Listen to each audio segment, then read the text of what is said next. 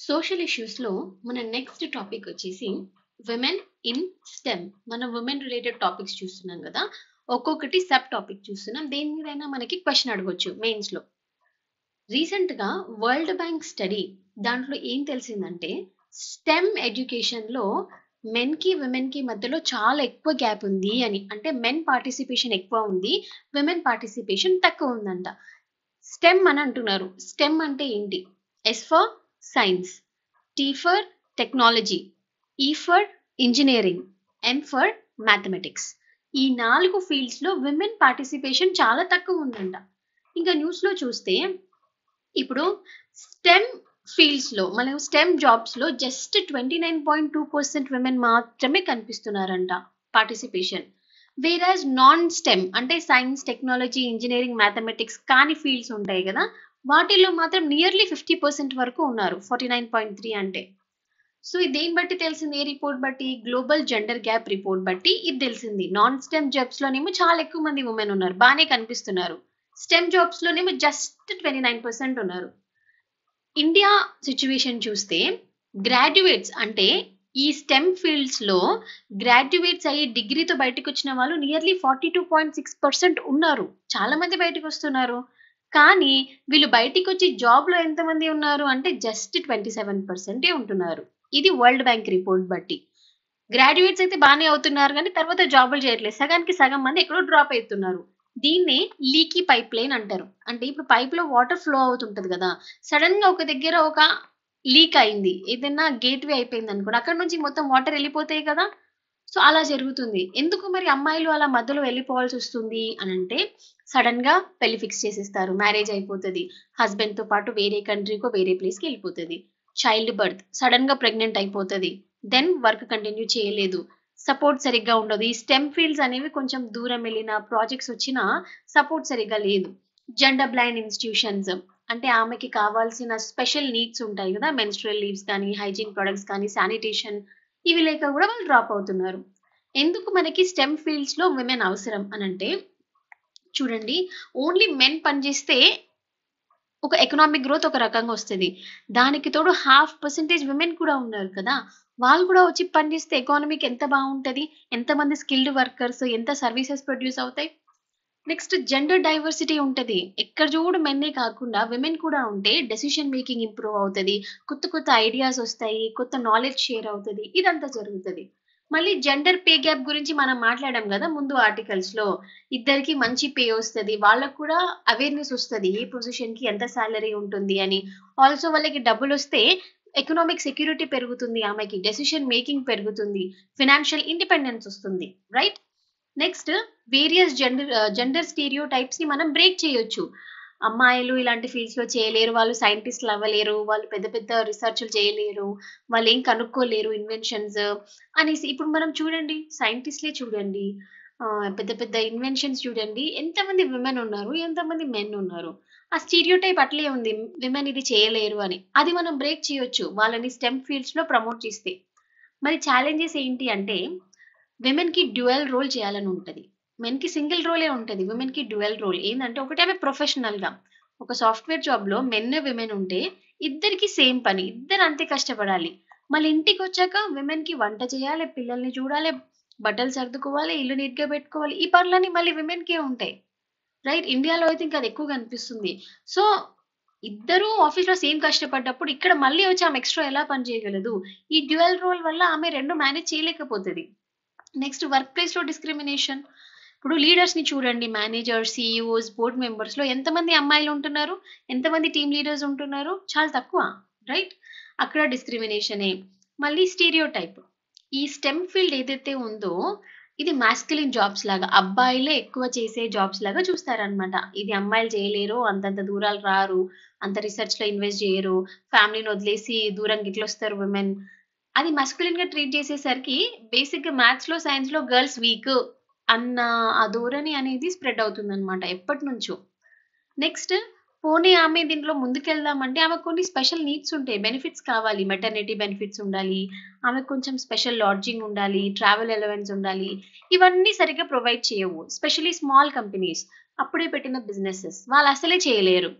అందుకనేసి ఆమె డ్రాప్ అయిపోతది ముందుకెళ్ళకుండా. Pure role models. ఇప్పుడు మనం కొన్ని ఇన్‌ఫ్లూయెన్సింగ్ పీపుల్ లేకపోతే గొప్ప పొజిషన్‌లో ఉన్న వాళ్ళని చూస్తే గర్ల్స్ ఎంతమంది ఉన్నారు చూడండి.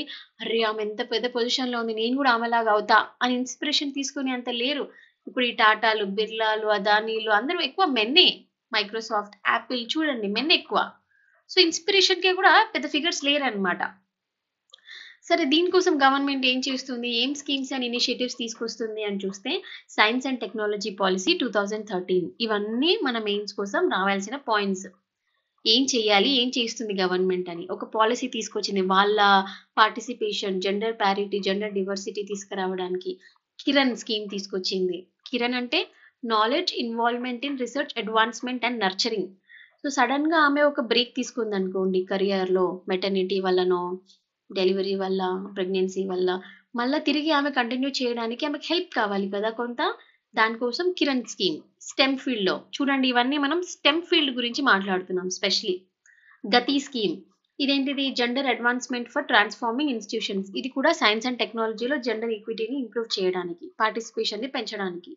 నెక్స్ట్ సర్బ్ పవర్ ఇదేంటంటే women role in exploratory research. Exploratory research అంటే ఏదో ఒక వ్యాక్సిన్ కనుక్కోవడమో, ఒక ప్రొడక్ట్ కనుక్కోవడమో, ఇంకా రిసర్చ్ నడుస్తుంది. కన్‌క్లూజివ్‌గా ఏం రాలేదు. దాంట్లో కూడా ఆమెని ముందుకు నడపడానికి, అలాంటి రిసర్చ్‌లో కూడా ఆమెని పార్టిసిపేట్ చేసేలా చేయడానికి సర్బ్ పవర్. స్వాతి పోర్టల్ ఇదేంటిది science for women A technology and innovation portal. ఇదొక డేటాబేస్ కైండ్ అన్నమాట. ఏంటంటే విమెన్‌కి సంబంధించిన ఆమెకు కావాల్సిన ఇన్ఫర్మేషన్, ఆమెకు కావాల్సిన పాలిసీస్, ఆమెకి ఏదైతే ఈక్విటీని ఇంప్రూవ్ చేయడానికి కావాల్సిన ఎక్సెట్రా బెనిఫిట్స్ అన్నిటి గురించి ఇక్కడ రాసుంటుంది. ఈ ఇన్నోవేషన్ పోర్టల్‌లో ఉంటది. సో దట్ ఆమె ఇది చూసుకొని ఆమెకు నచ్చిన సెక్టార్‌లో, నచ్చిన ప్లేస్‌లో, నచ్చిన పేతో ఉండొచ్చు. తర్వాత ఇదంతా నేషనల్ లెవెల్‌లో గవర్నమెంట్ ఏం చేస్తుంది అని చూసాం. నెక్స్ట్ ఇంటర్నేషనల్ లెవెల్‌లో 1995లోనే బీజింగ్ డిక్లరేషన్ అని ఒకటొచ్చింది. చూడండి. ఇది మనకి గ్రూప్ 2లో కూడా అడగొచ్చు. 1995 బీజింగ్ డిక్లరేషన్ దేని గురించి మాట్లాడుతుంది అంటే women's participation in science and technology. ఆమెకు కూడా ఈక్వల్ యాక్సెస్ ఉండాలి. ఏదైతే మెన్‌కి ప్రివిలేజెస్ అండ్ యాక్సెసిబిలిటీ ఉందో అది విమెన్‌కి కూడా రావాలి అని బీజింగ్ డిక్లరేషన్ చెప్తుంది. నెక్స్ట్ మనకి రీసెంట్‌గా G20 జరిగింది కదా ఇండియాలో. G20 ఎంపవర్డ్ అని మనం ముందు ఆర్టికల్‌లో చూసాం. అక్కడే ఒక టెక్ ఈక్విటీ ప్లాట్‌ఫార్మ్‌ని కూడా క్రియేట్ చేశారు. విమెన్ యొక్క పార్టిసిపేషన్‌ని ఇంప్రూవ్ చేయడానికి. ఇంకా వే ఫార్వర్డ్ ఏం రాస్తాం కన్క్లూజన్‌లో. విమెన్‌కి స్టేబుల్ మెంటర్స్ ఉండాలి. మెంటర్‌షిప్స్ ఉండాలి. సపోర్ట్ నెట్వర్క్స్ ఉండాలి. బికాజ్ ఒకప్పటి నుంచి ధోరణి వేరు, ఐడియాలజీ వేరు, వుమెన్ పట్ల బిహేవియర్ వేరు, యాటిట్యూడ్ వేరు. సో, వాళ్ళకి ఒక తగ్గట్టు మెంటార్స్ వాళ్ళని ముందుకు నడిపేటట్టు అలాంటివి ఇన్‌స్టిట్యూషన్స్‌లో ఉండాలి. నెక్స్ట్ ప్రతి ఇన్‌స్టిట్యూషన్‌లో ఒక office for equity and inclusion అని ఉండాలి. ప్రతి ఇన్‌స్టిట్యూషన్‌లో. సో దట్ గర్ల్స్‌ని పార్టిసిపేట్ చేసేలా చూడ్డానికి. ఇవన్నీ కీవర్డ్స్ అన్నమాట. చూడండి. మీనింగ్ అంతా అర్థమైపోతది మీకు కూడా. జనరల్‌గా రాయొచ్చు. కానీ కీవర్డ్స్ రాస్తేనే మనకి మార్క్స్ వస్తాయి. ఇంత పెద్ద స్టేట్‌మెంట్ కంటే ఈక్విటీ అండ్ ఇంక్లూజన్ అని రాస్తే మార్క్స్ వస్తాయి. అలాగా. Then representation. ఇప్పుడు మనకి బయట క్యాంపస్ డ్రైవ్‌లో, కెరియర్ డ్రైవ్‌లో, రిక్రూట్‌మెంట్ క్యాంప్స్ ఇవి జరుగుతాయి గదా! అక్కడ ఎక్కువ మెన్నే కనిపిస్తారు మనకి. రైట్? అందులో మనం వుమెన్‌ని ఎక్కువగా రిప్రజెంట్ చేసేటట్టు చేయాలి. వాళ్ళు బడ్జెట్ ప్రపోజల్స్‌లో ఉండాలి, బోర్డ్ మెంబర్స్‌లో ఉండాలి, డెసిషన్ మేకింగ్‌లో ఉండాలి. అప్పుడు విమెన్ గురించి మాట్లాడడానికి ఒక సెక్షన్ ఆఫ్ పీపుల్ ఉంటారు గదా! వాళ్ళని రిప్రజెంట్ చేయడానికి, వాళ్ళ ఫీలింగ్స్ చెప్పడానికి, వాళ్ళకి తగ్గట్టు ఎలాంటి పాలిసీస్ ఉండాలి అని చెప్పడానికి విమెనే ఉండాలి. విమెన్ ఫర్ విమెన్ లాగా. Next child care. ఆమె పనిచేసే ప్లేస్‌లో క్రష్ ఫెసిలిటీ, చైల్డ్ కేర్ పిల్లల్ని చూసుకోవడానికి ప్రొవిజన్స్ ఉన్నాయనుకో, ఒక మదర్ ధైర్యంగా పనిచేస్తది. నా పిల్లలు సేఫ్‌గా ఇక్కడే ఉన్నారు. నేను పని చేసుకుంటా. నెక్స్ట్ వర్క్ ప్లేస్ కల్చర్ ఎట్లా ఉండాలి? ఆమెకు సపోర్టివ్‌గా, ఇంక్లూజివ్‌గా ఉండాలి. ఇదైతే దారుణం. మనం ఎక్కడ చూడండి ఢిల్లీలో, హైదరాబాద్‌లో, కలకత్తాలో ఎన్ని రేప్ కేసులు, సెక్షువల్ హరాస్మెంట్, డిస్క్రిమినేషన్ జరుగుతుంది. అవన్నీ తీసేసి ఆమెకంటూ సెక్యూర్ మెకానిజమ్స్ ఇంక్లూజివ్‌గా ఉండాలి. Next remote opportunities. కొన్ని కొన్ని సార్లు కొన్ని రీజన్స్ వల్ల ఆమె బయటికి రాలేకపోతే వర్క్ ఫ్రమ్ హోమ్ చేసేటట్టు, ఆన్‌లైన్‌లోనే ఆమె ఏదైనా పని చేసి పంపేటట్టు, అలా రిమోట్ వర్క్ ఆప్షన్స్ ఆమెకి ఇవ్వాలన్నమాట. ఇవన్నీ మనం ప్రొవైడ్ చేయగలిగితే విమెన్ కూడా ఈ స్టెమ్ ఫీల్డ్‌లో సైన్స్, టెక్నాలజీ, ఇంజినీరింగ్, మ్యాథమెటిక్స్ ఫీల్డ్‌లో పార్టిసిపేట్ చేయడానికి ముందుకొస్తారు. అండ్ ఈ స్టీరియోటైప్ ఏదైతే ఉందో అది మస్కులిన్ జాబ్, విమెన్ వీక్ ఉంటారు మ్యాథ్స్‌లో, విమెన్ వీక్ ఉంటారు ఇంజినీరింగ్‌లో.